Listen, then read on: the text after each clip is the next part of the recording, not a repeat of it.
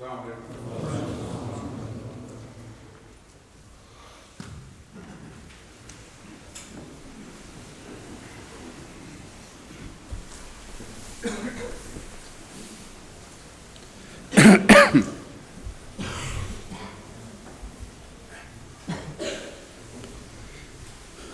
سورہ النساء کی 50ویں آیت سے درس شروع ہوگا۔ اعوذ باللہ من الشیطان الرجیم، بسم اللہ الرحمن الرحیم۔ فقاتل فی سبیل اللہ لا تکلف الا نفسک وحرض المؤمنین عسى الله أن يكف بأس الذين كفروا والله أشد بأسا وأشد تنكيلا من يشفع شفاعة حسنة يكن له نصيب منها ومن يشفع شفاعة سيئة يكن له كفل منها وَكَانَ اللَّهُ عَلَى كُلِّ شَيْءٍ مُقِيتًا وَإِذَا حُيِّيتُم بِتَحِيَّةٍ فَحَيُّوا بِأَحْسَنَ مِنْهَا أَوْ رُدُّوهَا إِنَّ اللَّهَ كَانَ عَلَى كُلِّ شَيْءٍ حَسِيبًا اللہ لا الہ الا هو لیجمعنکم الی یوم القیامۃ لا ریب فیہ ومن اصدق من اللہ حدیثا فما لکم فی المنافقین فئتین واللہ ارکسہم بما کسبوا أتريدون أن تهدوا من أضل الله ومن يضلل الله فلن تجد له سبيلا ومن يضلل الله فلن تجد له سبيلا۔ یہ 99 تک آیات ہیں جن کی میں نے تلاوت کر لی ہے۔ اگر اس درس کے بعد وقت بچا تو پھر باقی انشاءاللہ آیات موجود ہیں، وہ بعد میں ان پہ درس ہو جائے گا، تلاوت اور درس بعد میں ہو جائے گا اس کا۔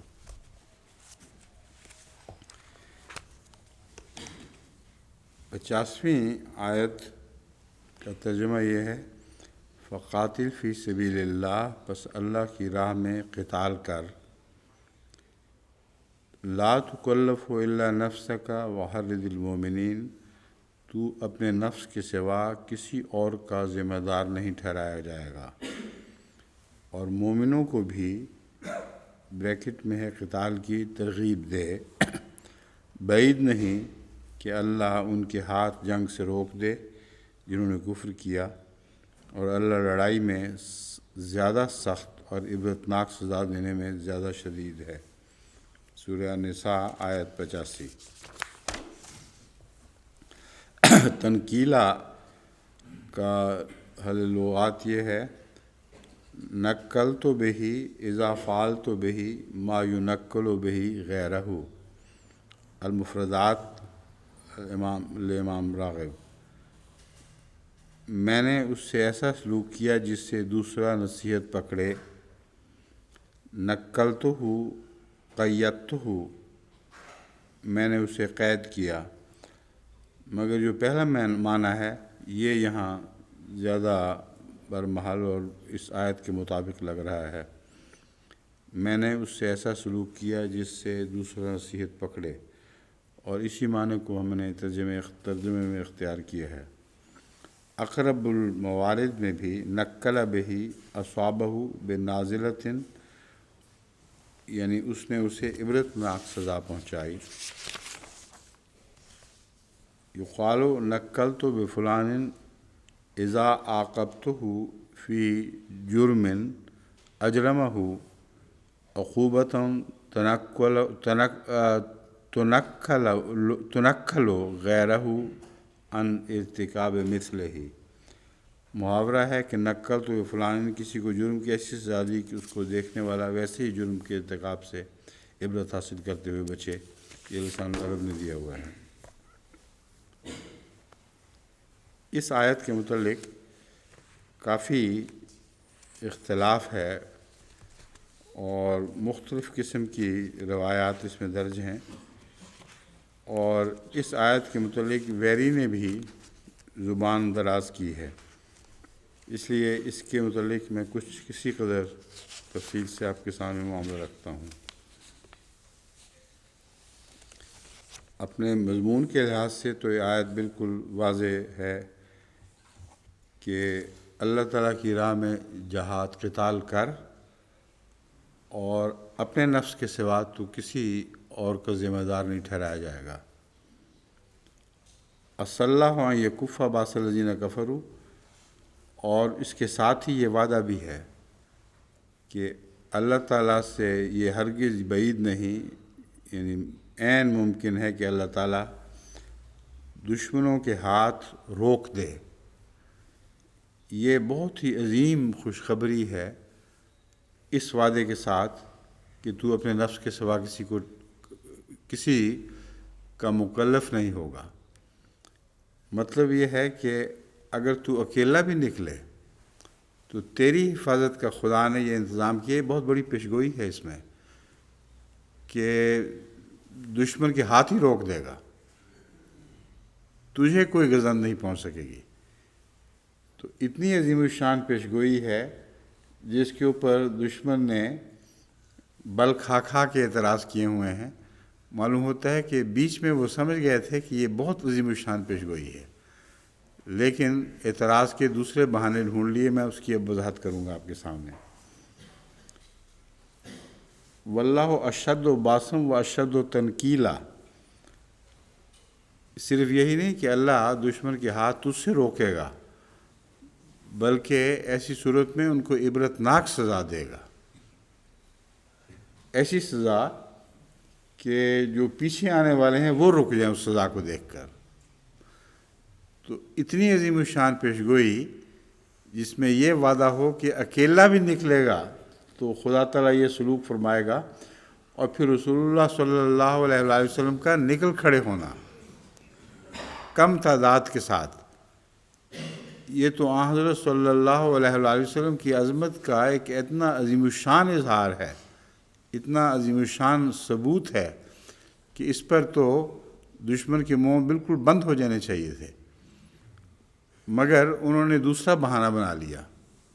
اعتراض کا یہ بہانہ بنایا کہ صرف 70 صحابہ ساتھ گئے اور باقیوں نے انکار کر دیا، اور یہ اعتراض کر کے اپنے لارڈ پر اعتراض کر دیا، یعنی حضرت عیسیٰ علیہ السلام کے اوپر. اور یہ سوچا نہیں کہ اس اعتراض سے تو خود الٹی ان پر بات پڑتی ہے. نبی کا نبی کے ساتھ مقابلہ ہوگا، ہمارے لارڈ کا ان کے لارڈ کے ساتھ مقابلہ ہوگا. وہ لوگ جنہوں نے انکار کیے یا پیچھے رہ گئے، ان کا پھر ان کے انکار کرنے والوں اور ان کے پیچھے رہنے والوں کے ساتھ مقابلہ ہونا چاہیے تھا. تو باقی تفصیل آج تو میں بعد میں دیکھتا رہوں گا اس کی، لیکن جو واضح اور قطعی باتیں ہیں وہ آپ کے سامنے آج رکھوں گا.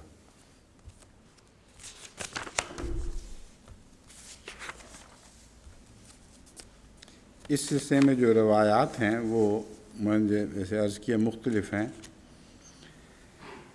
کہا جاتا ہے کہ یہ آیت بدر صغریٰ کے موقع پر نازل ہوئی، جبکہ لوگوں کو آن حضرت صلی اللہ علیہ وسلم نے جہاد پر نکلنے کے لیے دعوت دی تھی. ابو سفیان نے رسول اللہ صلی اللہ علیہ وسلم سے بدر صغریٰ کے مقام پر جنگ طے کر لی تھی، مگر بعض لوگوں نے نکلنے کو ناپسند کیا.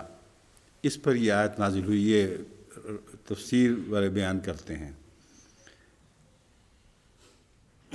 بدر صغریٰ کا قصہ یہ ہے کہ جنگ احد کے بعد 1 سال کے بعد بدر کے مقام پر دوبارہ ملنے کا، یعنی لڑائی کا ایک کہتے ہیں وعدہ کر لیا تھا رسول اللہ صلی اللہ علیہ وسلم نے ابو سفیان سے. یا ابو سفیان نے یہ دھمکی دی ہوگی کہ وہاں آ کے لڑو پھر دوبارہ، تو رسول اللہ صلی اللہ علیہ وسلم تو ایسی دھمکیوں سے ڈرنے والے نہیں تھے. آپ نے کہا ٹھیک ہے میں آؤں گا. اس پر حضرت صلی اللہ علیہ وآلہ وسلم نے یہ فیصلہ کر لیا کہ میں بہرحال اس موقع پر جاؤں گا. آپ کے ساتھ صرف 70 افراد تھے. آپ نے کسی کی طرف مڑ کر نہیں دیکھا ہے، کسی کا انتظار نہیں کیا. اگر ایک شخص بھی آپ کے پیچھے نہ آتا تو آپ تنہا نکل کھڑے ہوتے. جو انکار والا معاملہ ہے وہ بھی مبالغہ آمیزی سے کام لیا گیا ہے. دراصل حضرت صلی اللہ علیہ وآلہ وسلم معاہدات کے بے انتہا پابند تھے، اور یہ پہلا معاہدہ جو مدینہ میں ہوا تھا اہل مدینہ سے وہ یہی تھا کہ مدینہ پر حملہ ہو تو تم پابند ہو، مدینہ سے باہر نکلنا ہو تو ہرگز پابند نہیں ہو. مسلسل حضرت صلی اللہ علیہ وآلہ وسلم نے اس معاہدے کی پابندی کی ہے. ایک دفعہ بھی اس کے خلاف حضور صلی اللہ علیہ وآلہ وسلم سے کوئی بات سرزد نہیں ہوئی. اور یہ خیال کہ کوئی خوف ہو، یہ اس بات کا بطلان اس بات سے ہوتا ہے کہ رسول اللہ صلی اللہ علیہ وسلم نے اہل مدینہ کو بطور مشورے کی، جیسا کہ ہمیشہ مشورہ دیا کرتے تھے، مشورہ کے پیغام بھیجا ہوگا کہ آپ میں سے جو اس جنگ میں جانا چاہے وہ میرے ساتھ شامل ہو جاؤ، میں پابند کسی کو نہیں کروں گا. اس پر انتظار بھی نہیں کیا کہ کچھ لوگ مشورے کر کے تیار ہو کے بعد میں مل جائیں. جس وقت آپ نے فیصلہ کیا جانے کا اس وقت تک صرف 70 صحابہ اکٹھے ہوئے تھے. بس ویری وغیرہ کا یہ کہنا کہ انہوں نے انکار کر دیا تھا یہ بالکل جھوٹ ہے. انتظار نہیں کیا کا مطلب یہ ہے کہ رسول اللہ صلی اللہ علیہ وسلم کو علم تھا کہ ابھی وہ مشورہ کر رہے ہیں اور ہو سکتا ہے وہ پیچھے دوڑ پڑیں، جیسا کہ ان کا رواج، ان کا طریق تھا صحابہ کا. مگر آپ نے اس بات کا انتظار نہیں کیا اور یقین تھا کہ اللہ تعالیٰ نے وعدہ کیا ہے میری حفاظت فرمائے گا. مجھے تعداد کی کوئی فکر نہیں ہے، جتنی بھی تعداد ہے وہ چل پڑے. اس 70 کی تعداد میں شیعوں کے لیے یہ لمحہ فکریہ ہے کہ حضرت ابو بکر صدیق رضی اللہ تعالیٰ عنہ بھی شامل تھے.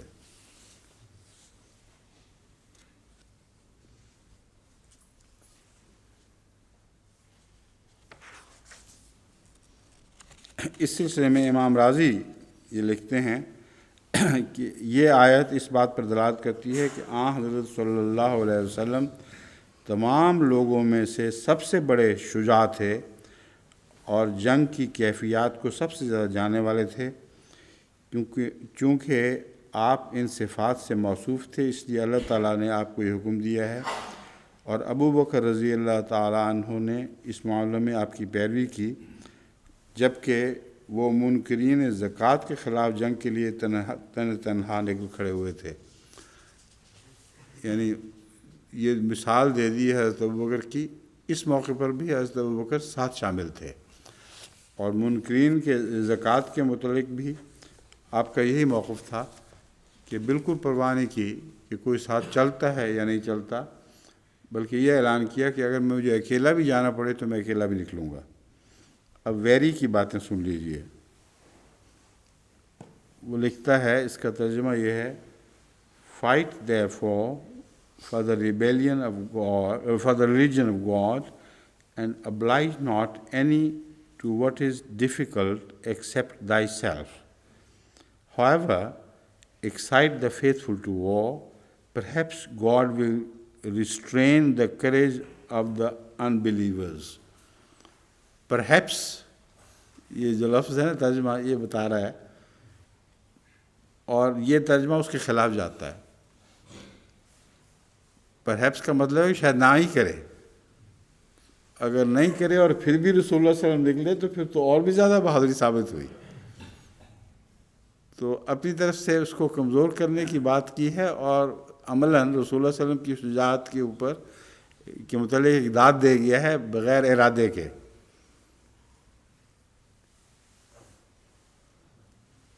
However, excite the faithful.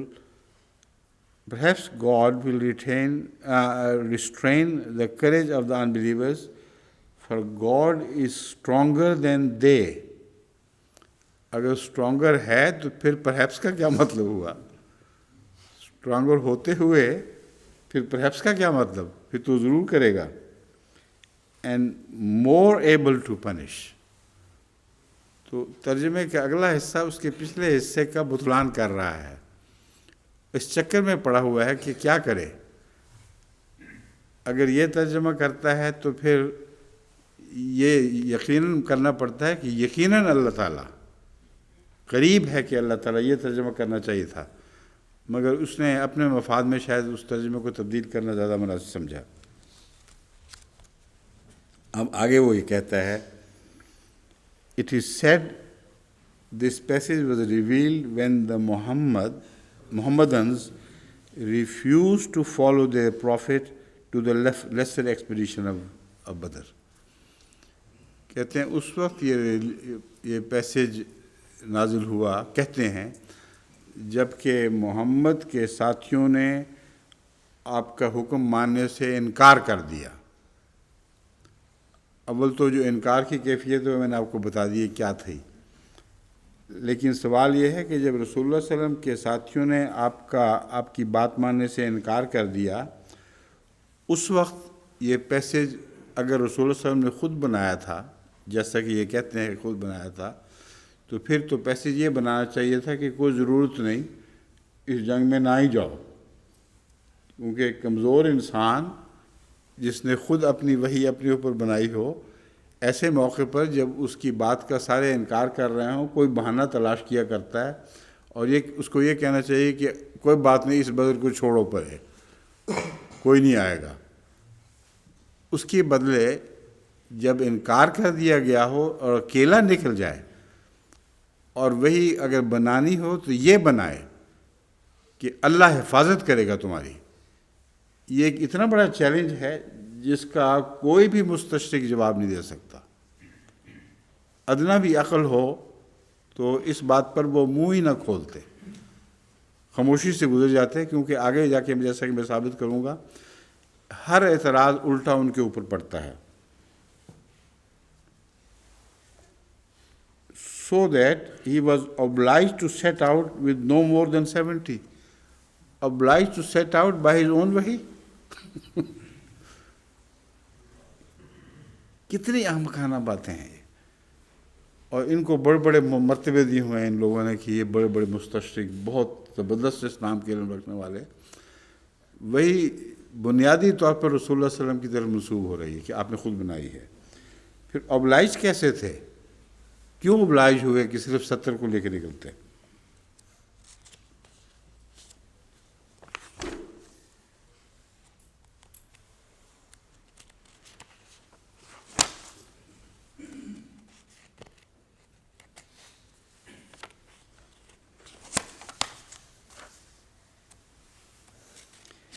Very نے اپنی آیت کی تائید میں جو اب آیت کا جو ترجمہ سمجھا ہے اور جو روایت اس نے بیان کی ہے وہ بیضاوی ہی کو اس نے کوٹ کیا ہے، بیضاوی کا حوالہ دیا ہوا ہے. اور میں اس وقت اس بحث میں نہیں پڑھتا کہ کیا حوالے ہیں مسلمان مفسرین کے اور اس 70 والے قصے کے اوپر ان لوگوں نے کیا کچھ بیان کیا ہے. اس کی کوئی ضرورت نہیں ہے. اصل جو قابل بحث بات ہے وہ یہ ہے کہ حضرت صلی اللہ علیہ وآلہ وسلم کے متعلق ویری کو تسلیم ہے کہ آپ 70 کے ساتھ نکل کھڑے ہوئے اور ہرگز انتظار نہیں کیا. اور امر واقعہ یہ ہے کہ یہ لڑائی وہاں ہوئی نہیں، کیونکہ دشمن ڈرا ہوا تھا اور دشمن اس لڑائی کے لیے آیا ہی نہیں ہوا،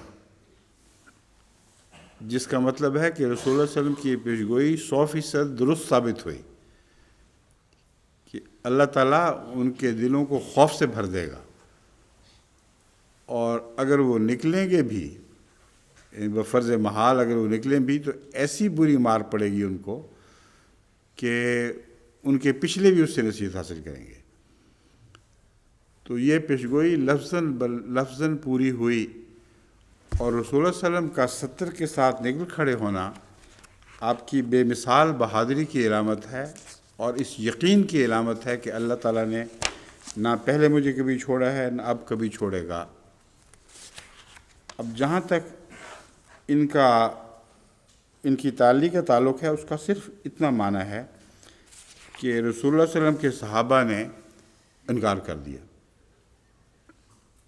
اگر یہ بات ہے انکار کرنے والی فخر کے قابل، تو پھر حضرت مسیح کے ساتھ اب مقابلہ ہوگا کہ آپ کے ماننے والوں نے آپ سے کیا سلوک کیا تھا، اور وہ جن کے سامنے ان کے بقول لارڈ نے عظیم الشان نشانات دکھائے تھے، پانیوں پر چلتا تھا، مردوں کو زندہ کرتا تھا، اس قوم نے ان کے ساتھ کیا سلوک کیا۔ رسول اللہ صلی اللہ علیہ وسلم کے متعلق تو ایسے معجزات کے قائل نہیں ہیں، اور ہم دیکھتے ہیں کہ ان دونوں قوموں نے اپنے اپنے آقا سے کیا سلوک کیا۔ حضرت مسیح کے متعلق یہ ویری صاحب بھول گئے ہیں کہ کل 12 رہ گئے تھے حواری آخری رات جب کہ سولی پہ چڑھایا جانا تھا، ان میں سے 2 نے لعنت کی اور پیچھے پھر گئے۔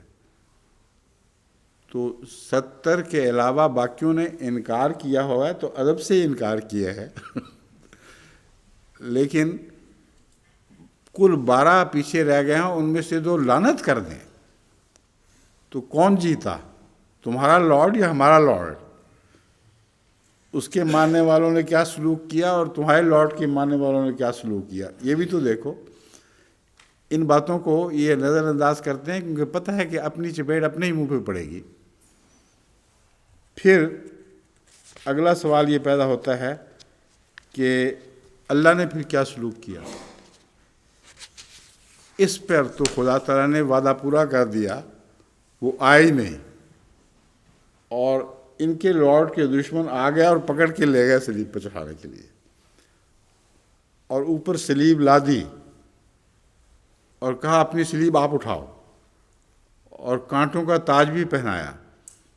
یہ ساری باتیں اگر ان کے بیانات کے مطابق سچی ہیں تو ان دونوں میں سے کون، اللہ کے نزدیک تو کوئی بھی رسوا نہیں، مگر ان کے قول کے مطابق کون رسوا ہوا؟ رسول اللہ صلی اللہ علیہ وسلم کے صحابہ یا مسیح کے ماننے والے؟ رسول اللہ صلی اللہ علیہ وسلم یا ان کے لارڈ؟ تو ایسی بیوقوفی سے ایسی باتیں چھیڑ بیٹھتے ہیں جو کلیتاً ان کے خلاف پڑتی ہیں۔ اس لیے اس تفصیلی بحث کی ضرورت کہ بدر صغریٰ میں کتنے نکلے اور کب نکلے اور کیا ہوا، یہ اس بحث میں جانے کی ضرورت ہی کوئی نہیں۔ مختلف لوگوں نے جو سوال اٹھائے ہوئے ہیں، اول تو اس میں کوئی معین حدیثوں کے حوالے ایسے نہیں ہیں جن سے معین طور پر پتہ لگ سکے۔ اس میں تحقیق طلب معاملات ہیں کہ تاریخیں ان کی کیا تھیں، وہ اتنی سی بات صرف طے ہونے والی ہے۔ لیکن جہاں تک اس کے ویری کے جواب کا تعلق ہے، میرے نزدیک یہی جواب بہت کافی ہے، اس سے زیادہ ہمیں کسی اور جواب کی ضرورت نہیں ہے۔ دونوں ایسے موقع جن میں حضرت صلی اللہ علیہ وآلہ وسلم کو حقیقت میں آزمایا گیا ہے اور آپ کے صحابہ کو آزمایا گیا ہے، ان دونوں موقعوں میں سے ایک موقع وہ تھا جب جنگ احد کے مان بعد آپ دوسرے دن چل پڑے ہیں اور تمام زخمی صحابہ آپ کے ساتھ تھے۔ جتنے زخمی صحابہ جنگ احد میں شامل ہوئے تھے وہ سارے کے سارے ساتھ نکلے ہیں۔ انکار کرنے کا وقت تو وہ تھا۔ ان بیوقوفوں کو یہ بھی سمجھ نہیں آتی کہ انکار پہ جو شور ڈال رہے ہیں، انکار کا وقت تو وہ تھا جب زخموں سے چور تھے صحابہ، ایک نے بھی انکار نہیں کیا، اور اس وقت وہ بھاگا ہے ابو سفیان وہاں سے ان سے ڈر کر، اور اس سے پہلے وہ دعوے کیا کر رہا تھا؟ وہ دعوے یہ کہہ رہا تھا کہ تم تو ناکام لوٹے ہو جنگ احد سے۔ اس غزوے سے یہ بات ثابت ہو گئی کہ ان کا دعویٰ کہ جنگ احد میں ان کو فتح ہو گئی تھی، وہ بھی ان کے اپنے اقرار سے جھوٹا نکلا۔ ابو سفیان اپنی فوج کو یہ کہہ رہا تھا کہ تم کس بات پر فخر سے واپس جاؤ گے، کیا منہ دکھاؤ گے مکے والوں کو؟ یہ کہو گے کہ محمد کو ہم قتل نہیں کر سکے، اور یہ کہو گے کہ ان کی کنواری عورتوں کو ہم اپنی پیٹھ کے پیچھے لاد کے نہیں لائے، ایک بھی مسلمان عورت شہزادی کو وہ ساتھ لے جا نہیں سکے۔ یہ کہہ رہا تھا اور یہ طعنے دے رہا تھا، اور جب پتہ لگا کہ رسول اللہ صلی اللہ علیہ وسلم پیچھے پیچھے آ گئے ہیں تو دوڑ پڑا وہاں سے۔ اس کا مقابلہ کیوں نہیں کرتے؟ اپنے لارڈ میں کے ماننے والوں میں سے کوئی ایسی مثال بھی تو دکھائیں نکال کے۔ تو ان کی شیخیوں، ان کی تالیوں سے یہ آپس میں خوش ہوتے پھریں، لیکن کسی میں ذرا بھی انصاف ہو اور موازنہ صحیح کرے تاریخ سے، تو حضرت صلی اللہ علیہ وآلہ وسلم کی شان کے مقابل پر حضرت عیسیٰ علیہ السلام کی تو کوئی شان ہی نہیں باقی نظر آتی۔ قرآن کی شان ہے کہ عیسیٰ کی شان بیان کر رہا ہے۔ اگر قرآن بیان نہ کرتا تو ہم میں سے کوئی بھی یقین نہ کرتا حضرت عیسیٰ علیہ السلام پر۔ اس احسان کا یہ بدلہ بے وقوف یہ دے رہے ہیں کہ باوجود اس کے کہ تاریخ دان کے حساب سے حضرت عیسیٰ علیہ السلام کو قبول کرنا ہی قابل قبول نہیں ہے ایک مورخ کے طور پر، لیکن قرآن اس کے باوجود یہ عظمت قرآن ہے کہ بتاتا ہے کہ تھے وہ خدا کے نبی، اور اس پہلو سے تم ان کی عزت کرو اور ان کو قبول کرو۔ اب میں آیت 86 لیتا ہوں۔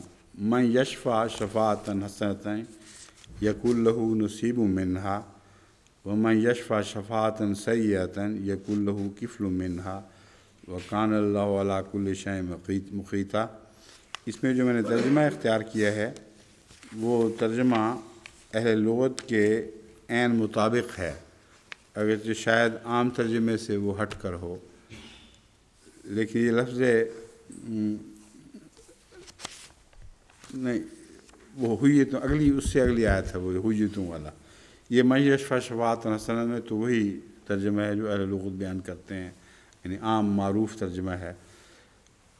جو کوئی اچھی شفاعت کرے اس میں سے اس کا بھی حصہ ہوگا، اور جو کوئی بری شفاعت کرے اس کا کچھ بوجھ اس کے لیے بھی ہوگا، اور اللہ ہر چیز پر بہت مقدرت رکھنے والا ہے۔ یقل لہ کفل منہا میں خاص بات یہ ہے کہ جو اچھی شفاعت ہے اس میں تو حصہ کھلا ہے، لیکن کفل منہا کچھ بوجھ ہوگا، سارے کا سارا بوجھ نہیں۔ یہ اللہ تعالیٰ کا احسان ہے اور مغفرت کا سلوک ہے کہ بری شفاعت کرنے والے کو بھی اس کا پورا بدلہ نہیں دیتا، کچھ نہ کچھ بوجھ اس پر ضرور پڑے گا۔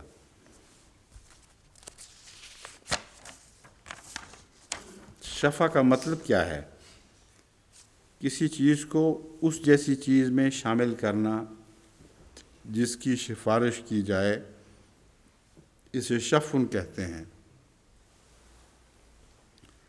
دو ہم ملتی جلتی چیزوں کو آپس میں جوڑ دینا، اس کو کہتے ہیں شفاعت۔ اس کی وجہ سے شفاعت کے مضمون میں بہت سے معنی پیدا ہو گئے ہیں۔ یعنی سوال یہ پیدا ہوتا ہے کہ حضرت صلی اللہ علیہ وآلہ وسلم کو کیوں شفیع چنا گیا؟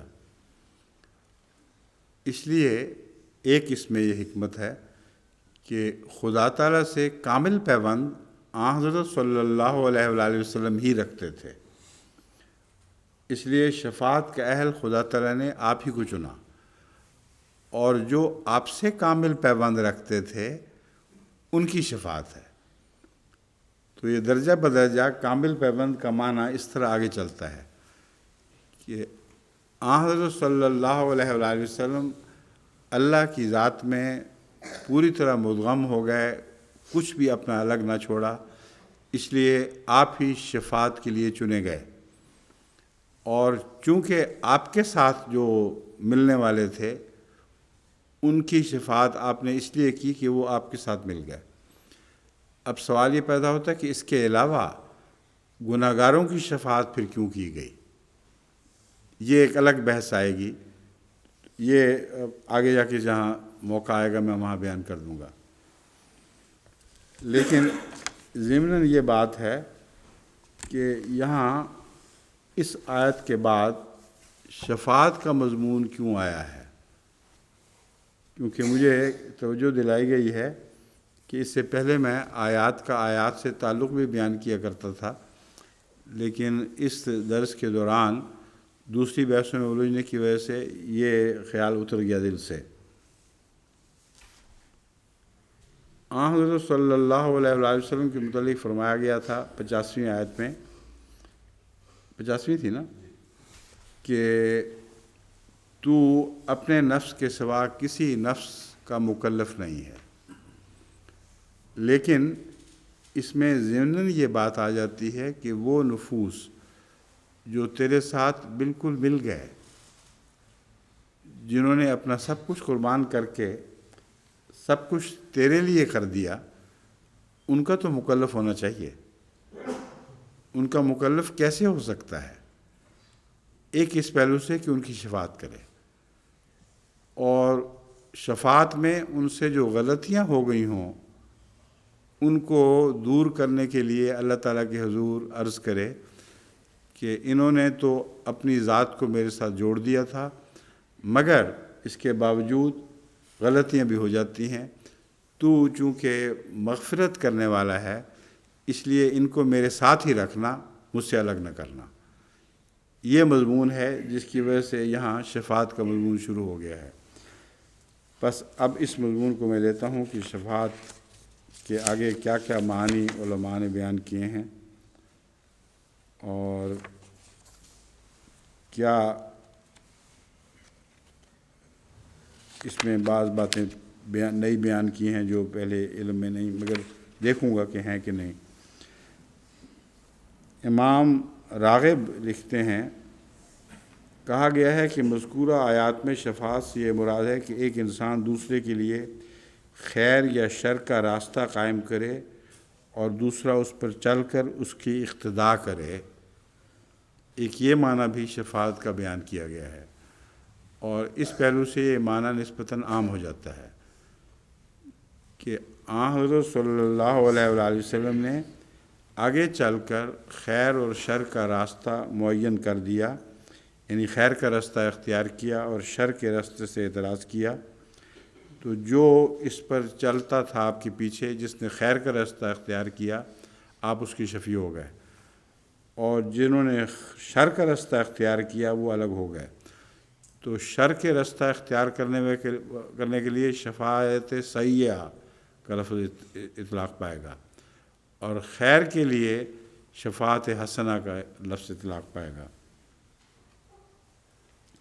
کما قال علیہ السلام من سن سنتاً حسنۃ فلہ اجرہا و اجر من عمل بہا، یعنی اسی مضمون کو اور کھینچ کر آگے یوں بڑھایا ہے کہ شفاعت کے ان معنوں میں جو عام ہیں، حضرت صلی اللہ علیہ وآلہ وسلم نے یہ بھی فرمایا ہے کہ آئندہ بھی ہمیشہ امت میں جس نے کوئی اچھا نیک طریق رائج کر دیا تو اللہ تعالیٰ اس کا اجر اس کو تو دے گا جو اس پر چلے گا، اس کو بھی دے گا جس کے کہنے پر اس نے وہ نیک طریق اختیار کیا، اور جس نے نیک طریق اختیار کر کے اجر حاصل کیا اس کے اجر میں سے کمی کوئی نہیں کرے گا۔ یہ مضمون اس موقع پر بیان کرنے سے جو نیا مضمون پیدا ہوتا ہے وہ یہ ہے کہ حضرت صلی اللہ علیہ وآلہ وسلم نے جتنی زیادہ شفاعت کی اتنا ہی آپ کو اس کا اجر ملا، کیونکہ اگر ایک عام نیکی جاری کرنے والے کو اس کا اجر ملتا ہے جبکہ نیکی پر عمل کرنے والے کا اجر کم نہیں کیا جاتا، تو امت کا اجر کم نہیں کیا جائے گا، مگر رسول اللہ صلی اللہ علیہ وآلہ وسلم کا اجر ہر اس نصیحت پر عمل کرنے یا سنت پر عمل کرنے والے کے اجر کے برابر مزید ملتا چلا جائے گا۔ تو حضور صلی اللہ علیہ وآلہ وسلم کا اجر تو لامتناہی ہو گیا، بس اس پہلو سے یہ اگرچہ ان کی مراد نہ بھی ہو مگر یہ اس سے استنباط ہوتا ہے۔ شفعہ اجابہ شفاعتہ، شفعہ کے معنی اس نے اس کی شفاعت کو قبولیت بخشی، یہ بھی مطلب بنتا ہے کہ کسی کی شفاعت کو قبول کر لیا جائے، اس کے لیے بھی شفعہ کہتے ہیں۔ القرآن حدیث میں آتا ہے القرآن شافع مشفع، قرآن شفاعت کرنے والا بھی ہے اور شفاعت کو قبول کرنے والا بھی ہے۔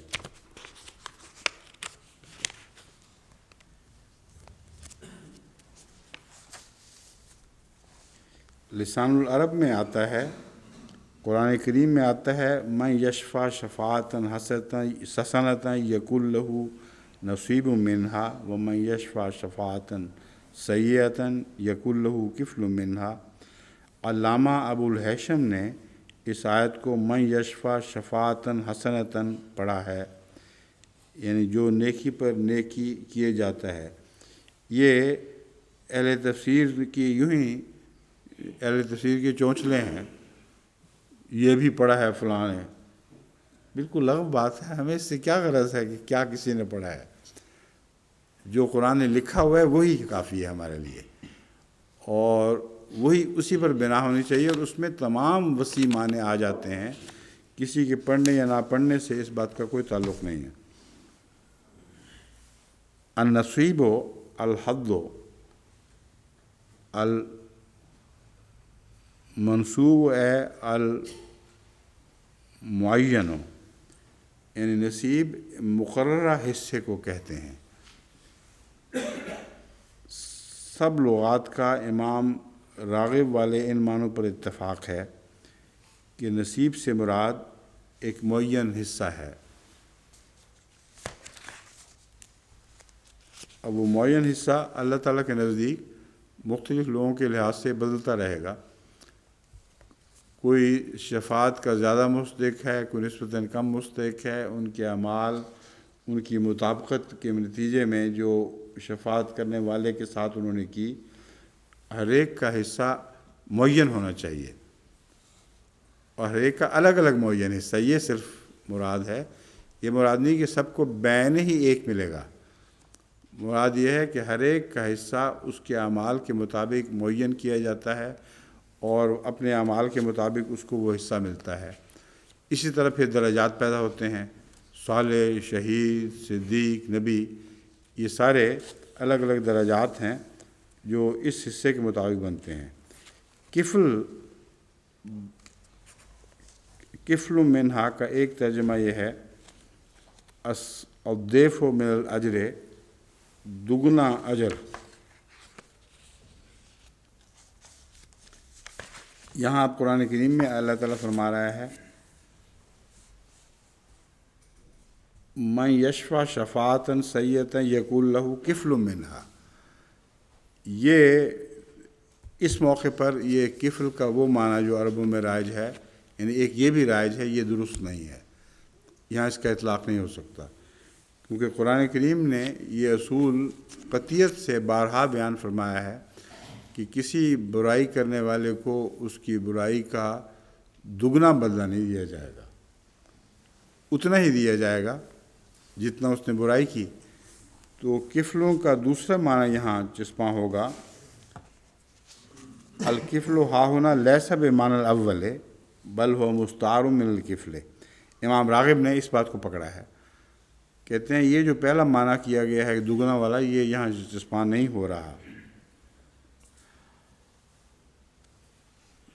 اس کا ترجمہ یہ ہے یہاں کفل پہلے معنوں میں نہیں، بلکہ یہاں یہ کفل سے مستعار ہے، جس کے معنی ہے الشیء الردی، بری ناکارہ شے، یہ بھی کفل کا معنی ہے۔ اس کا اشتقاق کفل سے ہے، یعنی کاٹھی یا زین کا پچھلا حصہ جو سوار کے لیے تکلیف کا باعث ہوتا ہے۔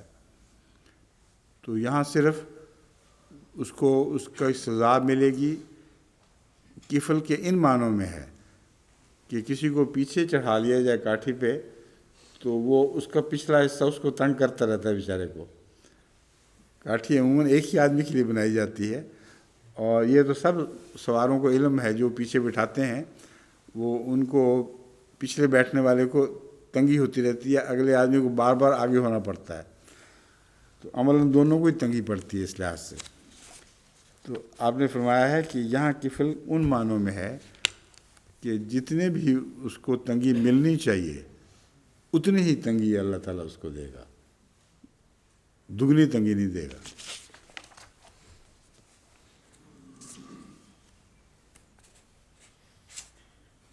مقیت اقتدار رکھنے والا، حفاظت کرنے والا اور گواہ، نگران، ان سب کو کہا جاتا ہے۔ حقیقت میں اس کا معنی اقرب مفردات کے نزدیک قائماً علیہ، یعنی وہ جو نگران کھڑا ہو کسی چیز پر وہ ہیں، اور اللہ جب نگران ہو تو اس کے مقیت ہونا کا معنی اس کے اندر داخل ہو جاتا ہے کہ ایسا نگران ہے جو پوری قدرت رکھتا ہے کہ جس چیز کی نگرانی کر رہا ہے اس کا پوری طرح حق بھی ادا کر سکے۔ چنانچہ المقیت کا ایک معنی اقرب نے الحافظ للشیء والشاہد لہ کیا ہے، یعنی کسی چیز کی حفاظت کرنے والا اور نگران۔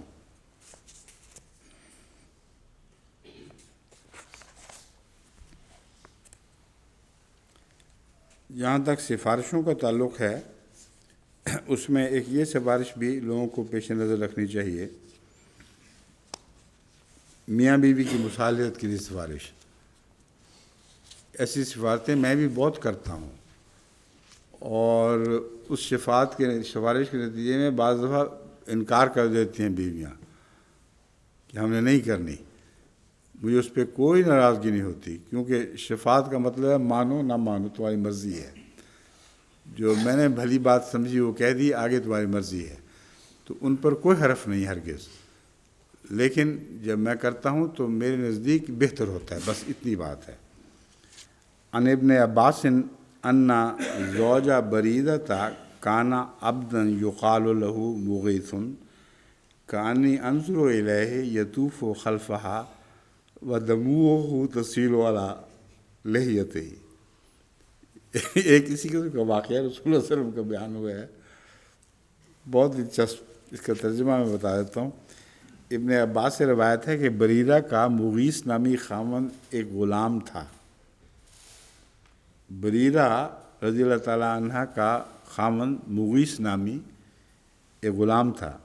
میرے سامنے وہ نقشہ ہے کہ مغیث بریرہ کے پیچھے مارا مارا پھرا کرتا تھا، اور اس کے آنسو اس کی داڑھی پر ٹپک رہے ہوتے تھے، روتا پھرتا تھا گلیوں میں، ہائے بریرہ کہتا ہوا۔ اس حال کو دیکھ کر حضرت صلی اللہ علیہ وسلم کو رحم آ گیا۔ آپ نے عباس رضی اللہ تعالیٰ عنہ سے فرمایا، عباس، کیا مغیث کی بریرہ کے لیے محبت اور اس کے جواب میں بریرہ کی مغیث سے نفرت پر تجھے حیرانی نہیں ہوئی؟ اتنی محبت اور پھر اتنی نفرت۔ چنانچہ حضرت صلی اللہ علیہ وآلہ وسلم نے بریرہ سے کہا، لو راجعت ہی، کہ کاش تو مغیث کے پاس لوٹ جائے۔ یہ شفاعت تھی۔ بریرہ نے استفسار کیا، یا رسول اللہ، کہ آپ مجھے اس بات کا حکم دے رہے ہیں؟ آپ نے فرمایا، میں تو صرف سفارش کر رہا ہوں، حکم نہیں دے رہا۔ بریرہ کہنے لگی، مجھے اس کے پاس رہنے کی کوئی ضرورت محسوس نہیں ہوتی۔ تو دیکھیں، اگر حضرت صلی اللہ علیہ وآلہ وسلم کی سفارش پر بھی ایک اتنی عاشق خاتون جو کہتی ہے حکم ہو تو ہر طرح کی قربانی میں کرنے کے لیے تیار ہوں، وہ بھی کہتی ہے سفارش ہے تو پھر نہیں، تو اس پر رسول اللہ صلی اللہ علیہ وسلم نے کوئی برا نہیں منایا۔ تو اس لیے ایسی خواتین جن کو سفارش کی جاتی ہے وہ اسی مضمون کی تابع سفارش کی جاتی ہے، ان کا حق ہے، نہیں پسند کرتی تو بے شک نہ پسند کریں۔ رونے والے کے آنسوؤں کا اجر اللہ ان کو آخرت میں دے دے گا۔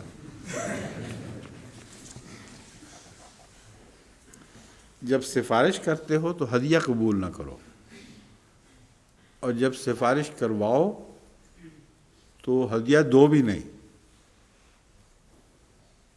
یہ میرا قطعی دستور ہے کہ جب وہ بات کرنے کے بعد کہتے ہیں یہ سفارش کر دینا، یہ کام کر دینا، اور آخر پہ کچھ ہدیہ بھی پیش کر دیتے ہیں، تو میں بلا استثناء اس ہدیے کو واپس کرتا ہوں. ایک طرف تم سفارش کروا رہے ہو، دوسری طرف ہدیہ دے رہے ہو، یہ بھی ایک ڈھکی چھپی رشوت کی قسم ہے. اس لیے رسول اللہ صلی اللہ علیہ وسلم نے دیکھو کتنی باریکی سے ان مسائل پر روشنی ڈالی ہے.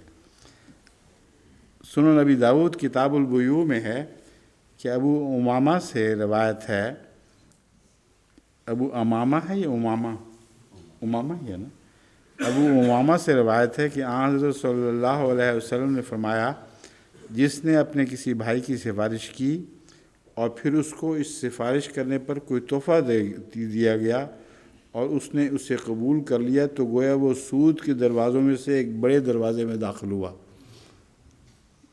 یعنی حرام کام ہے یہ. تو سفارش کرنے سے پہلے دے دیا جائے یا بعد میں دے دیا جائے، دونوں صورتوں میں ناجائز ہے. اس لیے جو یہ کرتے ہیں اپنے لفافوں کو اپنے پاس رکھا کریں، ورنہ مجھے واپس کرنے پڑے واپس کرنا تو پڑتا ہی ہے، لازماً کرنا ہے، مگر یہ خیال ہوتا ہے کہ اس سے ان کو تکلیف ہوگی. تو خام خواہ مجھے یہ تکلیف کیوں دیتے ہیں کہ میں انہیں تکلیف پہنچانے کے خیال سے تکلیف محسوس کروں.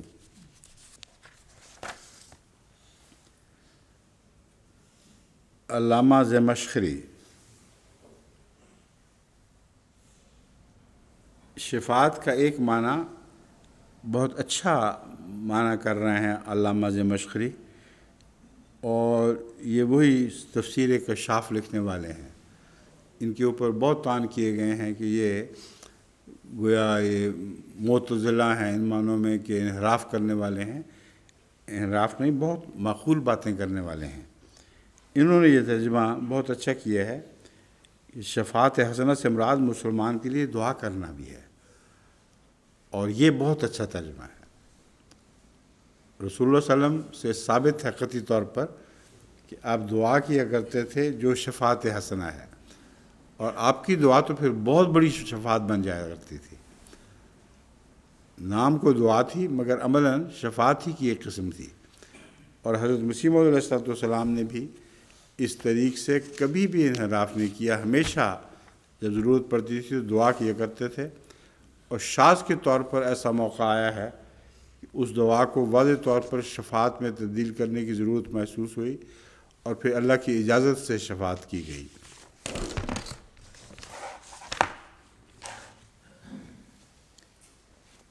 وَكَانَ اللَّهُ عَلَىٰ كُلِّ شَيْءٍ مُقِیتًا.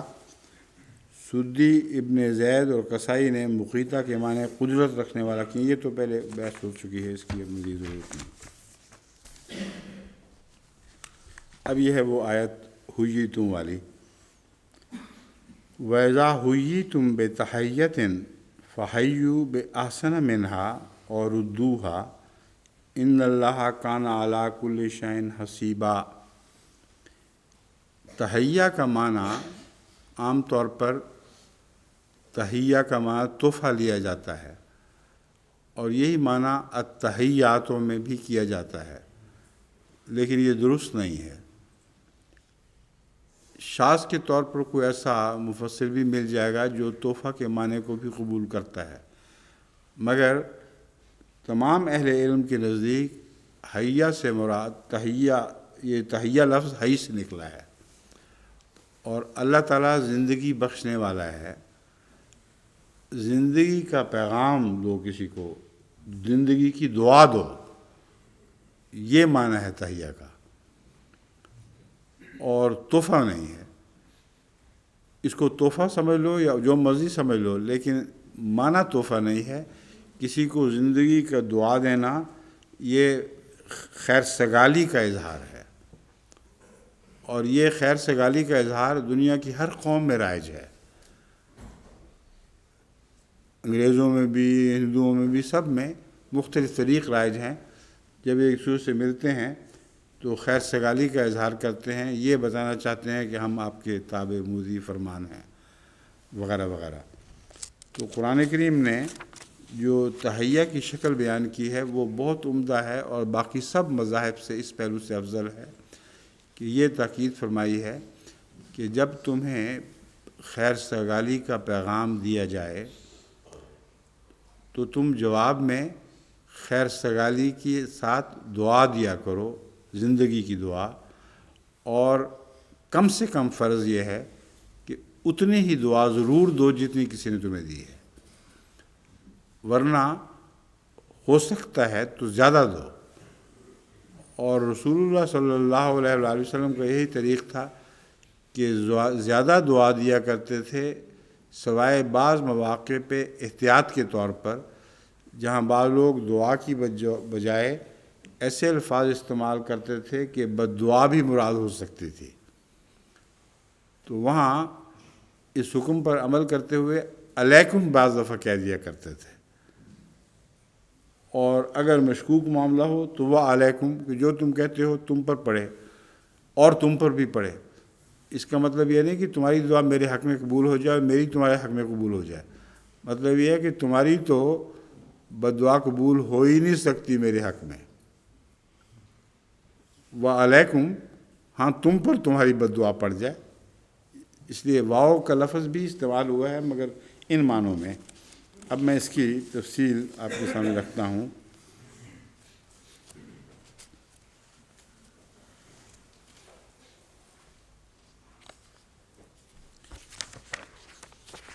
اب لفظ تحیہ کے متعلق آخر پر میں وہ جو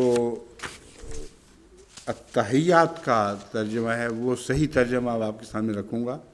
اس سلسلے میں ہمارے پرائیویٹ سیکرٹری صاحب نے کل لین جو دیکھی تو اس سے میرا مطلب حل ہو گیا، اور کسی لغت سے یہ مطلب حل نہ ہو سکا مگر لین سے اللہ تعالیٰ کے فضل سے وہ مطلب حل ہو گیا، اور تحیہ کے سارے معنی ان لائن ہو گئے، ایک دوسرے سے مطابقت رکھنے والے ہو گئے، ورنہ وہاں بڑی مشکل پڑتی ہے، اور بعض لوگ مجبوراً یہ ترجمہ کرتے ہیں کہ اللہ کو تحفہ دینا ہے تو یہ تحفہ دو، حالانکہ اللہ کو تحفہ دینے کا مضمون ہی نہیں ہے، تحیہ کو بالکل اور معنی ہے، اور وہ بہت زیادہ عظیم الشان معنی ہے تحفے کے مقابل پر۔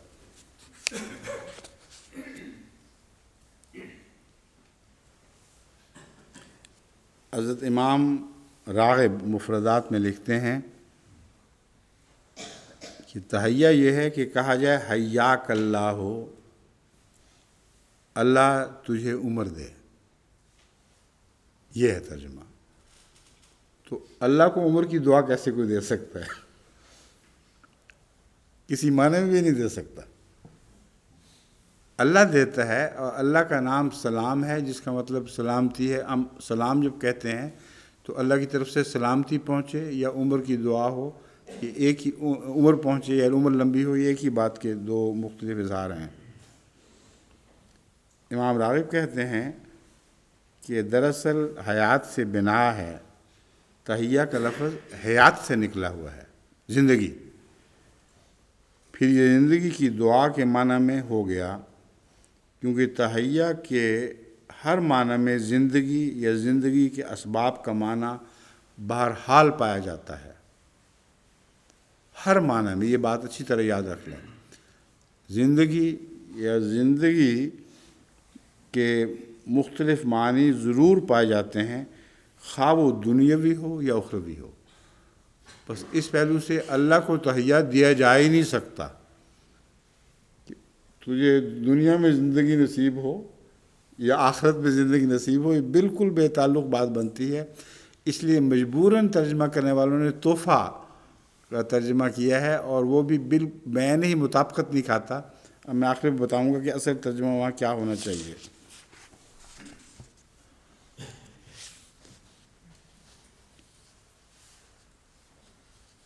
ابو الہیثم کے بارے میں کہا جاتا ہے کہ وہ کہتے تھے کہ تحیہ سے مراد کلام عرب میں وہ سلام ہے جو آپس میں وہ ملتے ہوئے کرتے تھے، نیز کہتے تھے کہ اللہ کا وہ تحیہ جو اللہ تعالیٰ نے اپنے مومن بندوں کے لیے دنیا اور آخرت میں وضع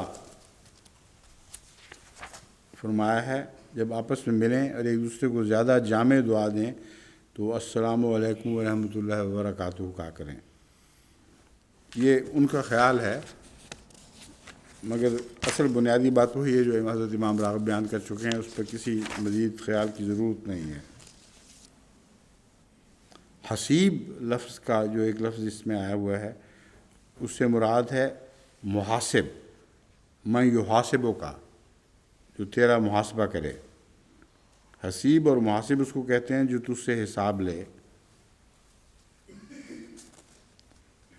حسبہ کفایت ان کے معنی میں بھی استعمال ہوتا ہے، جیسے حسبنا اللہ کہتے ہیں، اس سے مراد کافی نہ ہے، یعنی اللہ ہمارے لیے حساب لینے میں کافی ہے، یعنی دشمنوں کا حساب لینے میں ہمارے لیے کافی ہے، جو ہم پر زیادتی کریں گے ان کا حساب لینے میں اللہ ہمارے لیے کافی ہے۔ حسب کا معنی سیبویہ کے نزدیک، جو لغت کے بہت چوٹی کے ماہر ہیں، کافی ہونے کے ہیں، حساب کی بھی ضرورت نہیں، وہ کہتے ہیں حسبہ کا مطلب کافی ہے۔ نعم المولا و نعم الوکیل، حسب المولا و حسب الوکیل جو کہتے ہیں تو انہی معنوں میں کہتے ہیں۔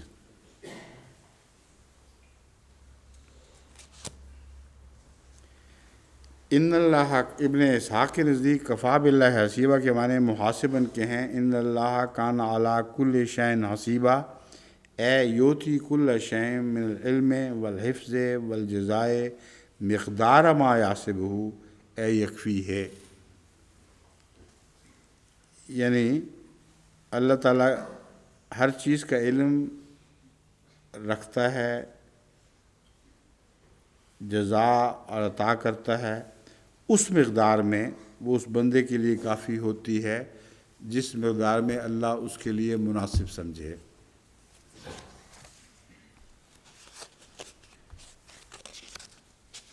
اب قاضی کی دعا کے متعلق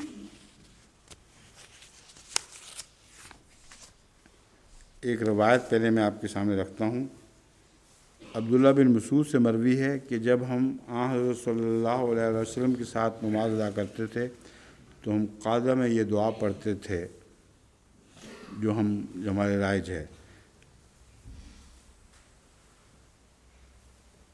حضرت صلی اللہ علیہ وسلم نے یہ دعا پڑھا کرتے تھے۔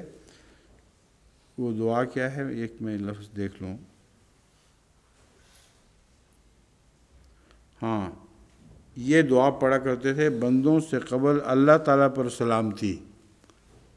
تحیہ کا یہ معنی لیتے تھے وہ، جس کو رسول اللہ صلی اللہ علیہ وسلم نے ناپسند فرمایا اور رد کیا۔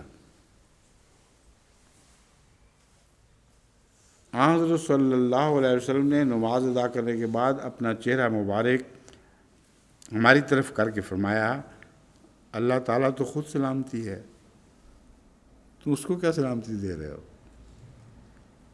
بس وہ تحیہ کا معنی غلط ہو گیا جو عرف عام میں رائج ہے۔ اللہ خود سلامتی ہے، اس سے تمہیں سلامتی پہنچتی، تم اللہ کو کیا سلامتی پہنچا رہے ہو؟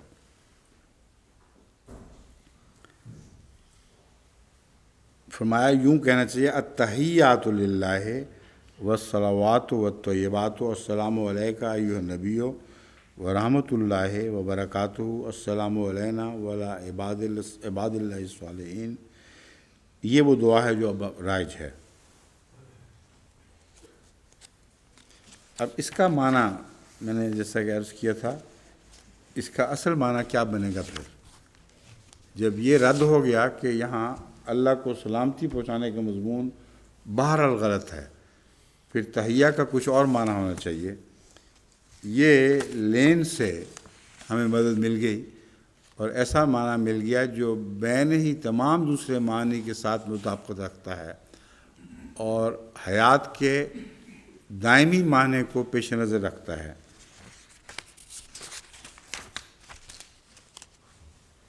لین کہتا ہے تحیہ اے salutation or greeting pronounced by one person to another on their meeting۔ جب ہم سیلوٹیشن کہتے ہیں، خیر مقدم کرتے ہیں کسی کا، تو جو الفاظ بولتے ہیں اس کے اوپر یہ تحیہ کا لفظ اطلاق پاتا ہے۔ کہتے ہیں سلام علیکہ، most comprehensive comprehensive form thereof, used by the believer to his fellow believer, being the saying Assalamu alaikum wa rahmatullahi wa barakatuh. The plural being tahiyyat, یہ تحیہ کی جمع ہے. Also continuance or endurance or endless or everlasting existence. یہ معنی ہے جو بہت ہی عمدہ عظیم الشان ہے. وہ کہتے ہیں تحیہ کی التحیات و تحیہ کی جمع ہے، جس کا مطلب یہ ہے ہمیشگی کی زندگی، ایور لاسٹنگ کنٹینیوئنس. تو نماز میں جب ہم قاعدہ میں تحیات کہتے ہیں تو مراد یہ ہے اے اللہ ہمیشہ کی زندگی تیری ہے، اور اسی زندگی سے ہم زندگی پاتے ہیں. تو بجائے اس کے کہ اللہ کو زندگی کی دعا دیں، اللہ سے زندگی لینے کی دعا ہے، اور اس سے بہتر اظہار نہیں ہو سکتا کہ تو ایور لاسٹنگ ہے، ہمیشہ کا زندہ ہے. اس لیے تجھ سے سب زندہ زندگی پائیں گے، نہ کہ اپنی ذات میں. اور تجھے ہم یہ دعا تجھ سے یہ تیری ثنا کرتے ہیں کہ التحیات للہ ہے، والصلوات والطیبات.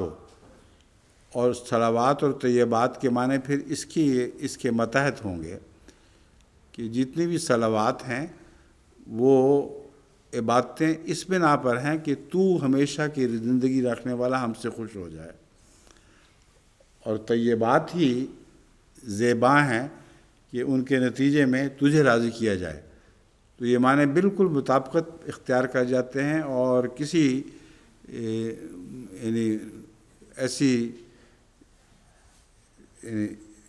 عذر کی ضرورت نہیں پیش آتی کہ اس کو تحفہ قرار دیا جائے.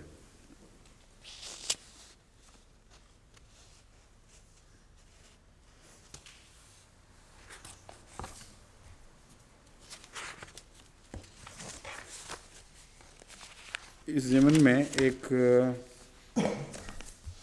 اور بات بھی حدیث سے ثابت ہے، میں جب آخر پہ آگے پھر وہ بیان کروں گا.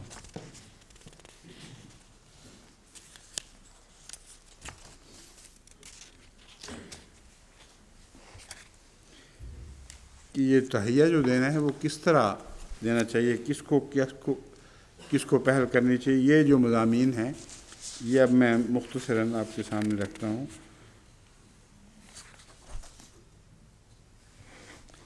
اول یہ کہ ہر شخص کو، خواہ تو اسے جانتا ہو یا نہ جانتا ہو، یہ تحیہ دو.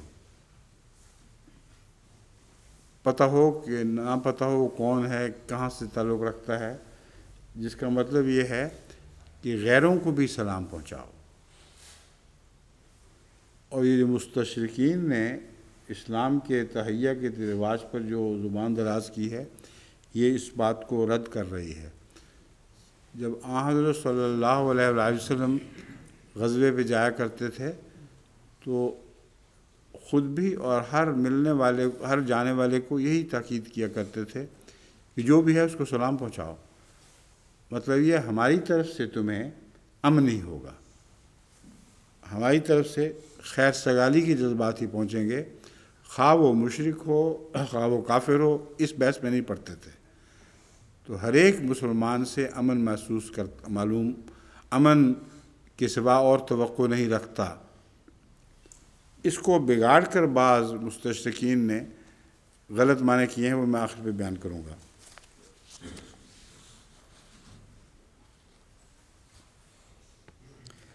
حضور صلی اللہ علیہ وآلہ وسلم بچوں کو بھی سلام کیا کرتے تھے.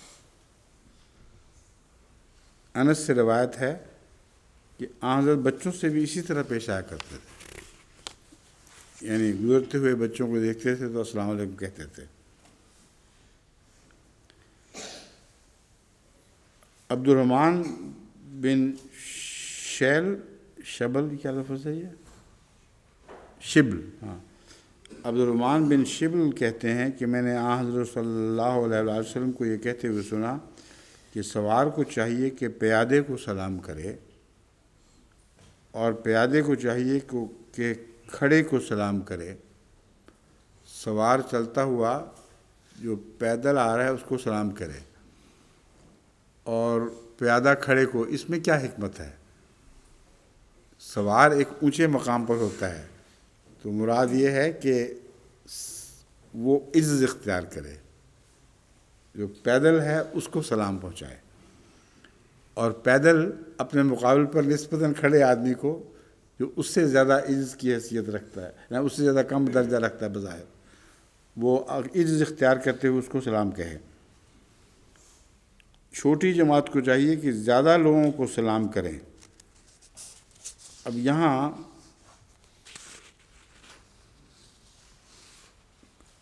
چھوٹی جماعت کو چاہیے کہ زیادہ لوگوں کو سلام کریں، یہ ایک فرق ہے تھوڑا سا۔ بڑی جماعت چھوٹی جماعت کو نہیں فرمایا، بلکہ چھوٹی جماعت بڑی جماعت کو سلام کرے۔ اب اس میں جو بھی حکمت ہے وہ اللہ بہتر جانتا ہے، مگر پہلی میری رائے کے مطابق میں نہیں، یہ واضح نہیں ہوتی۔ بس جو کوئی سلام کا جواب دے گا اس کا اجر پائے گا، اور جو سلام کا جواب نہیں دے گا اس کے لیے کوئی اجر نہیں ہے۔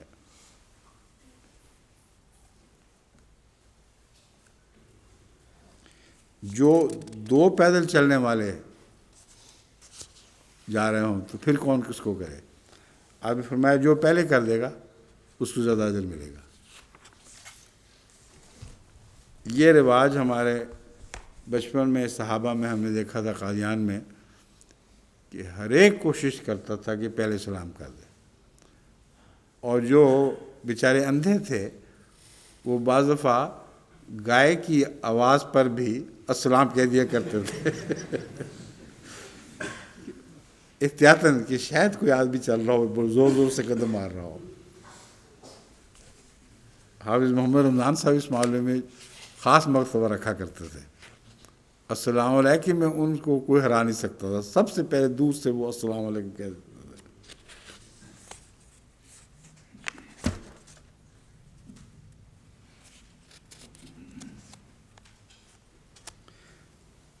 اب ایک رواج ہے جو میں بھی اختیار کرتا ہوں، تو بعض لوگوں کو شاید اس پہ تعجب ہو کہ میں کیوں کرتا ہوں۔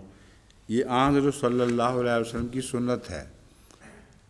آپ عورتوں کو دیکھتے تھے تو ہاتھ اٹھا کر سلام کیا کرتے تھے، تاکہ ان کو پتہ لگ جائے کہ میں نے ان کا خیال کیا ہے۔ یہ مطلب نہیں ہے کہ ہاتھ اٹھانا کافی سمجھتے تھے۔ اتنا اونچی آواز سے سلام کہنا کہ بزرگ سب کو پہنچے، یہ مشکل تھا اور یہ مناسب بھی نہیں لگتا۔ ہاتھ اٹھانا اس بات کی علامت تھی کہ میں منہ میں تمہیں سلام کہہ رہا ہوں۔ حضرت اسماء کی روایت ہے کہ عورتوں کو سلام کیا کرتے تھے، باقی وہ پھر جواب دیا کرتی تھی، کبھی اونچا کبھی ہلکا، مگر جواب وہ سلام کہہ دیا کرتی تھی، صرف ہاتھ اٹھانے کا جواب نہیں ہوتا تھا۔ ہاتھ بھی اٹھا دیتی ہوں گی مگر منہ سے جواب دیا کرتی تھی۔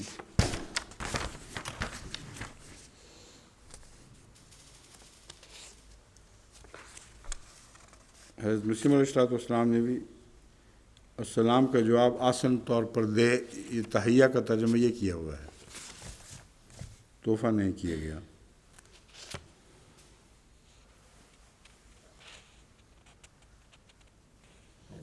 ہوئی تم بے تحیت، جب تم اچھا سلوک کیے جاؤ تو اس سے بہتر سلوک اس کے ساتھ کرو۔ حضرت مسیح علیہ السلام کے ترجمے بھی دیکھیں کتنی احتیاطیں ہیں۔ اچھا سلوک کیے جاؤ، وہی خیر مقدم والی بات ہے۔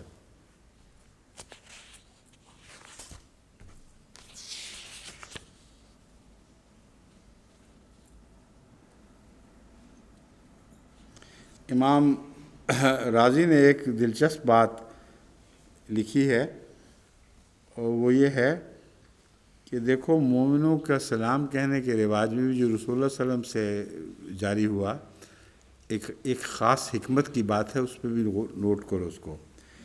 جب کوئی کہتا ہے السلام علیکم، تو السلام جو اللہ کا نام ہے، سلام اس سے شروع کرتا ہے، اور جواب میں جو کہتا ہے وعلیکم السلام، وہ آخر پر اللہ کا نام لیتا ہے، تو آغاز میں بھی اللہ ہی کا نام آتا ہے اور آخر پر بھی اللہ ہی کا نام آتا ہے۔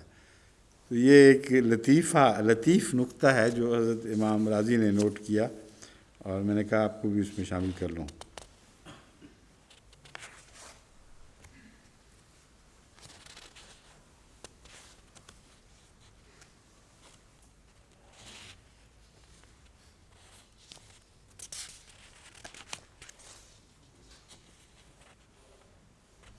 حسیبہ کا پہلے وہ جو ترجمہ گزر چکا ہے وہی ترجمہ تفسیر میں بھی ہے، یعنی وہ تمہارے اعمال کا محاسبہ کرنے والا ہے اور تمہارے اعمال کی جزا دینے کے لیے کافی ہے۔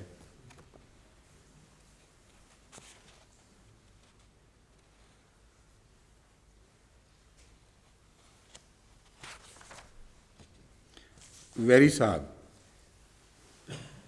the salutation is used only in addressing a Muslim۔ کتنا جھوٹ پتہ ہے بہت اچھی سیلیبریشن ہے، اس پہ آگ لگ جاتی ہے۔ اسلام کی سیلیبریشن اتنی اچھی، تو غصہ دلانے کے لیے لوگوں کو ساتھ یہ کہہ دیا the salutation is used only in addressing a Muslim۔ If addressed to a Muslim, he may only reply as above directed when he recognizes in the speaker a Muslim۔ یہ ساتھ اپنی شرط ایک اور بنا دی ہے، پہلے غور سے دیکھے سلام کہنے والا مسلم ہے تب جا کے کہے اس کو۔ ہاں کہ رسول اللہ علیہ وسلم کا نہ سلام کرتے وقت یہ رواج تھا، نہ جواب دیتے وقت یہ رواج تھا۔ The use of it is therefore equivalent to a profession of Islam۔ It is the watchword of the Muslim۔ Watch word تو ہے، اتنی سی بات ٹھیک ہے اس کی، ابھی ہے نا وقت۔ اللہ لا، یہ ہو چکا ہے تلاوت؟ اچھا۔ اللہ لا الہ الا ہو لیجمعنکم الی یوم القیامت لا ریب فیہ ومن اصدق من اللہ حدیثا۔ اللہ ہی ہے، اس کے سوا اور کوئی معبود نہیں، وہ ضرور تمہیں قیامت کے دن تک اکٹھا کرتا چلا جائے گا جس میں کوئی شک نہیں، اور اللہ سے زیادہ کسی بیان میں کون سچا ہو سکتا ہے۔ بالعموم لیجمعنکم الی یوم القیامت کا ترجمہ یہ کیا جاتا ہے کہ قیامت کے دن کے لیے تمہیں اکٹھا کرے گا، مگر یہ نقطہ مجھے حضرت مسلم موعود سے ملا ہے اور بہت ہی عمدہ نقطہ ہے۔ الی یوم القیامت، اس سے مراد آپ نے یہ لی ہے کہ قیامت کے دن تک تمہیں اکٹھا کرتا چلا جائے گا۔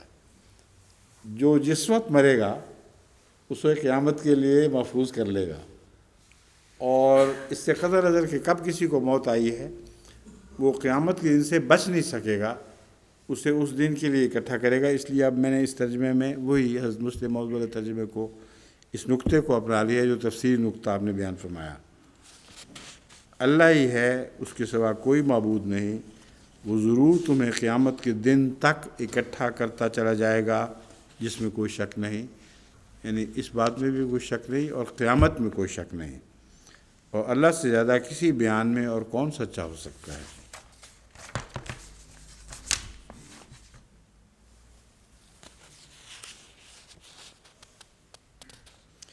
مسلم موعود کا جو نوٹ دیکھا ہے میں نے، آپ کے نوٹس جو اکٹھے کیے گئے ہیں ایک بورڈ کی طرف سے، اس میں یہ تھا جس سے مجھے اس ترجمے کا خیال آیا، جو لوگ مرتے جاتے ہیں وہ جمع ہوتے جاتے ہیں اور قیامت کو اکٹھے ہو جائیں گے۔ وہ جمع کیے جا رہے ہیں سارے کے سارے، جہاں بھی جس طرح بھی جمع کیے جا رہے ہیں، اور قیامت کے دن اکٹھے ہو جائیں گے۔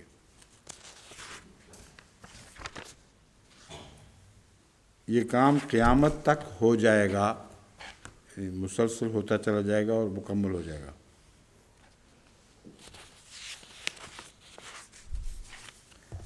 اس کا تعلق اس سے کیا ہے؟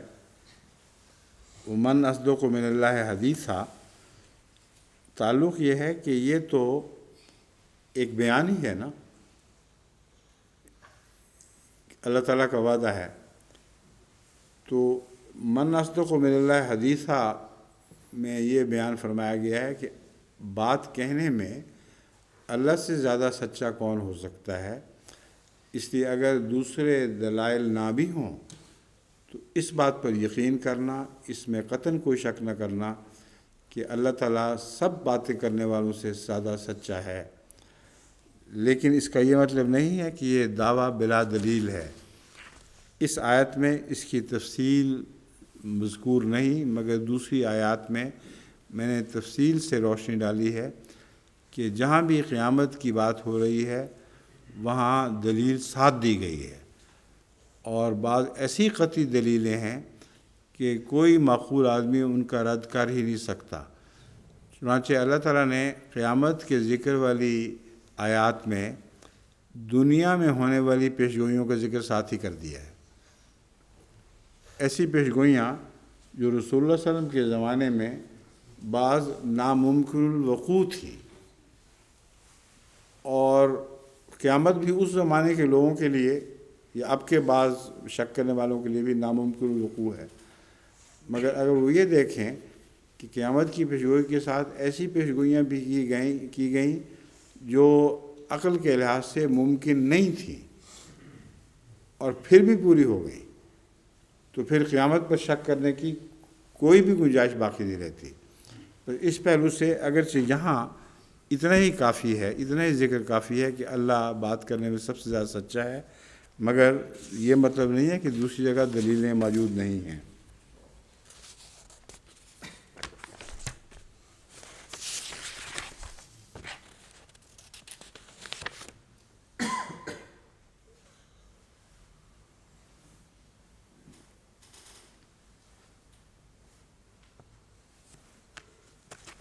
باقی تو ایک بحث اٹھائی گئی ہے جو اس پہ بہت سے مولویوں نے بھی زبان کھولی ہوئی ہے، قاریوں نے بھی، اور مختلف لوگوں نے. کذب باری تعالیٰ ممکن ہے یا محال ہے؟ کہ اللہ تعالیٰ کا جھوٹ بولنا جائے ممکن ہے یا غیر ممکن ہے؟ آریوں نے جو اس پر یاوہ گوئی کی ہے وہ یہ ہے کہ تم کہتے ہو کہ اللہ ہر چیز پر قادر ہے. اگر ہر چیز پر قادر ہے تو جھوٹ بولنے پر بھی قادر ہے. حالانکہ حضرت مسیح علیہ السلام نے من یشاء کے ترجمے کے ساتھ ایسا ترجمہ فرما دیا جس میں جھوٹ بولنے کا سوال ہی نہیں پیدا ہوتا. جس چیز کو پسند کرتا ہے اس پر قادر ہے. کوئی چیز ایسی نہیں ہے جسے وہ پسند کرے اس پر قادر نہ ہو. اور جھوٹ کو آریہ پسند کرتے ہوں گے، اللہ پسند نہیں کرتا اس لیے اس پر قادر نہیں. یہاں ابن جریر نے ایک نقطہ اٹھایا ہے جو اس لحاظ سے دلچسپ ہے. وہ کہتے ہیں کہ اللہ تعالیٰ سے زیادہ سچا کون ہو سکتا ہے؟ یوں اس لیے کہا گیا ہے کہ جھوٹا شخص اس لیے جھوٹ بولتا ہے کہ جھوٹ کے ذریعے اپنے لیے نفع کا سامان کرے. یہ بہت اچھا نقطہ انہوں نے اٹھایا ہے کہ جھوٹ کا مقصد ہوتا ہے، مقصد یہ ہوتا ہے کہ وہ اپنے لیے کوئی فائدہ حاصل کرے یا اپنے اوپر سے کسی ضرر کو دور کر دے. اور اللہ تعالیٰ تو خود نفع اور نقصان پہنچانے والا ہے. ضرر بھی وہ پہنچائے تو پہنچاتا ہے اور نفع بھی وہ پہنچائے تو پہنچاتا ہے. تو اسے جھوٹ کی ضرورت کیا ہے؟ پس کذب باری تعالیٰ محال ہے. بہت اچھا نقطہ ہے جو ابن جریر کو سوجا ہے.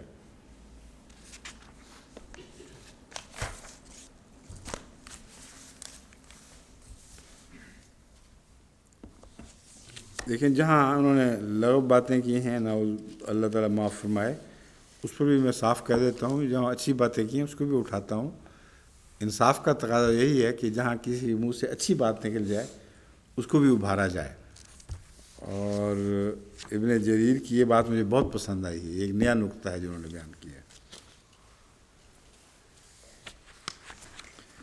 فَمَا لَكُمْ فی المنافقین فئتین واللہ ارکسہم بما کسبوا اتریدون ان تہدوا من اضل اللہ ومن یضلل اللہ فلن تجد لہ سبیلا۔ پس تمہیں کیا ہوا ہے کہ منافقوں کے بارے میں دو گروہوں میں بٹے ہوئے ہو، حالانکہ اللہ نے اس کی وجہ سے جو انہوں نے کسب کیے انہیں اوندھا کر دیا یا واپس اس حالت میں لوٹا دیا جس حالت میں وہ پڑے ہوئے تھے، اس سے وہ نکل نہ سکیں گے۔ کیا تم چاہتے ہو کہ اسے ہدایت دو جسے اللہ نے گمراہ قرار دے دیا ہے؟ اور جسے اللہ گمراہ قرار دے تو اس کے لیے تو ہرگز کوئی راہ نہیں پائے گا۔ اب یہ جو ہدایت دینا اور گمراہ قرار دینا، اس کا تعلق قیامت کی جزا سے ہے، اور اس سے پہلی آیت میں یہی مضمون گزرا ہے۔ قیامت کے دن جو اکٹھا کرے گا تو فضول تو اکٹھا نہیں کرے گا، کوئی مقصد ہے اکٹھا کرنے کا، وہ مقصد ہے جزا سزا کا۔ تو جب سزا کی باتیں ہوتی ہیں تو تم منافقوں کے بارے میں دو مختلف قول کیوں اختیار کر جاتے ہو، یا دو مختلف گروہوں میں کیوں بٹ جاتے ہو؟ بعض لوگوں کے نزدیک منافق معاف کیے جائیں گے، بعض لوگ کے نزدیک منافق معاف ہونے کی اہلیت نہیں رکھتے، معاف کیے جانے کی اہلیت نہیں رکھتے۔ اس بحث میں اللہ تعالیٰ فرماتا ہے تمہیں الجھنے کا اس لیے حق نہیں ہے کہ جن منافقوں کے بارے میں یہ باتیں ہو رہی ہیں ان کا حال تو یہ ہے کہ جب بھی اس فتنے سے وہ نکلنے کی کوشش کرتے ہیں انہیں دوبارہ اوندھے منہ اسی میں گرا دیا جاتا ہے۔ جب اس دنیا میں اللہ کا سلوک ان کے متعلق کھل کر یہ ہو چکا ہے تو پھر تمہیں ان کے انجام کے متعلق کسی اختلافی بحث کی ضرورت نہیں ہے، یہ تو واضح اور قطعی معنی ہے۔ اس سلسلے میں بعض لوگوں نے مختلف روایتیں بیان کر کے اس معاملے کو بہت الجھا بھی دیا ہے، اور پریشان خیالی پیدا ہو جاتی ہے۔ میں اب وہ روایات بھی آپ کے سامنے لیتا ہوں، مگر اللہ تعالیٰ نے نتیجہ یہ نکالا ہے اتریدون ان تہدوا من اضل اللہ، کیا تم یہ چاہتے ہو کہ جسے اللہ نے گمراہ کر دیا ہے اس کی ہدایت کا سامان کر دو؟ تو سب سے زیادہ تو ہدایت اللہ ہی چاہتا ہے، اللہ سے بڑھ کر کیسے تم اس کی گمراہ کر سکتے؟ وہی محاورہ ہے کہ ماں سے زیادہ چاہے تو پھپھا کٹنی کہلائے۔ تم پھپھا کٹنیاں تو بن سکتے ہو مگر اللہ سے زیادہ کسی کی ہدایت کا سامان نہیں کر سکتے۔ وَمَن يُضْلِلِ اللَّهُ، اتنا چاہنے کے باوجود کہ ہر ایک کو ہدایت دینا چاہتا ہے، پھر اگر وہ کسی کو گمراہ ٹھہرا دے تو پھر تمہیں اس کے لیے کسی فکر کی ضرورت نہیں ہے۔ جس نے فکر کرنی تھی اس نے سارے حالات دیکھ لیے، اگر وہ ہدایت کے لائق ہوتے تو ضرور ان کو ہدایت پہنچاتا، مگر ہدایت کے قابل ہی نہیں تھے، اس لیے اللہ تعالیٰ نے آخر ان کو گمراہ ٹھہرا دیا۔ اور جب ٹھہرا دیا تو اب تم کس منہ سے کہتے ہو کہ شاید وہ بخشے جائیں؟ بخشے جانے ہوتے تو دنیا میں ہی ان کے بخشش کے آثار ظاہر ہو چکے ہوتے۔ الرقص قلب الشیء علی راسہ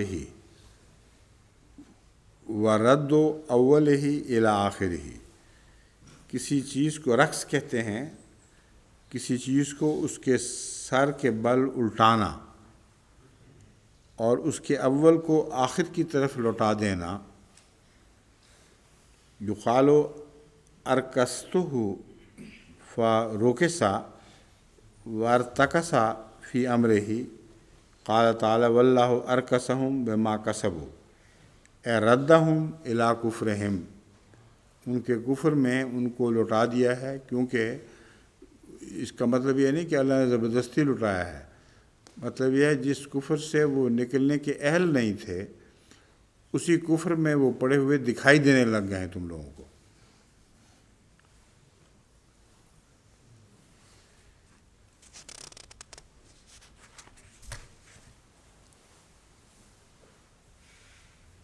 اقرب الموارد میں ہے وہ فتنہ کی طرف لوٹ آتے ہیں اور انہیں اس فتنہ میں بری طرح الجھا دیا جاتا ہے۔ کلما ردو الی الفتنۃ ارکسوا فیہا کا ترجمہ کرتے ہوئے یہ کہتے ہیں کہ اس کا مطلب ہے جب وہ کلما ردو الی الفتنۃ، جب کبھی وہ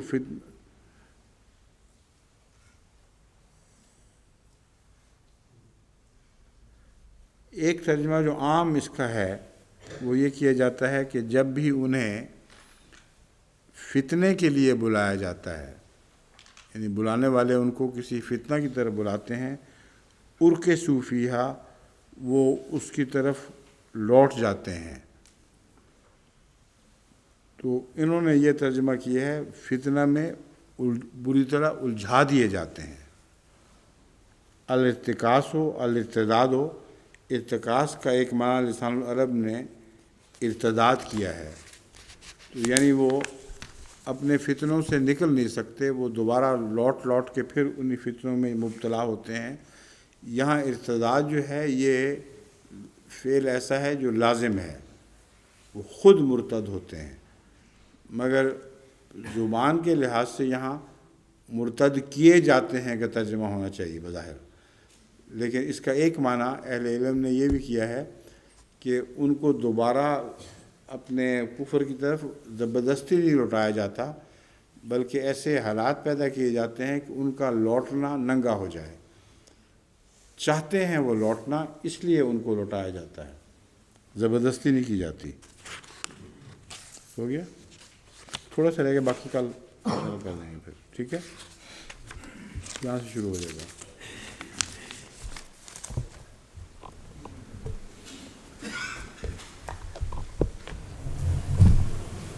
ٹھیک ہے،